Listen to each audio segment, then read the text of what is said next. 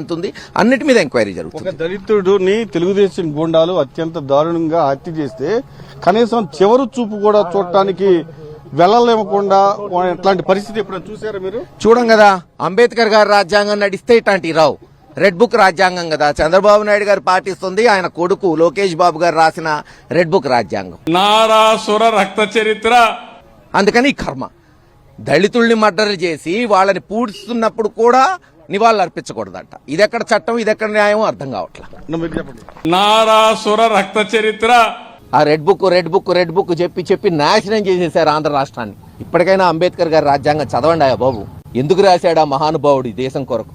విభిన్న కులాలు, విభిన్న మతాలు, విభిన్న జాతులు కలిసి ఎలా బతికినాయి నాశనం చేస్తున్నారు.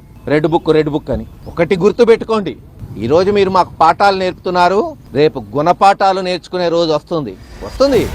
ఎల్లకాలం తెలుగుదేశం పార్టీ ప్రభుత్వమే ఉండదు అని చెప్పి ఇవాళ ప్రతి అధికారికి కూడా నేను తెలియజేస్తా ఉన్నా. రేపొద్దున మళ్ళీ మా అధికారం వస్తుంది. అన్యాయం చేసిన వీళ్ళందరినీ, వీళ్ళ అధికారులందరినీ, అన్యాయం చేసిన ఈ నాయకులందరినీ కూడా బట్టలు కూడా తీసి నిలబెడతామని చెప్పి కూడా ఈ సందర్భంగా తెలియజేస్తా ఉన్నాం. చట్టం ముందు నిలబడేట్టుగా చేస్తాం, బట్టలు కూడా తీస్తాం, న్యాయం జరిగేట్టుగా చేస్తాం అని ప్రతి ఒక్కరికి కూడా తెలియజేస్తా ఉన్నాం.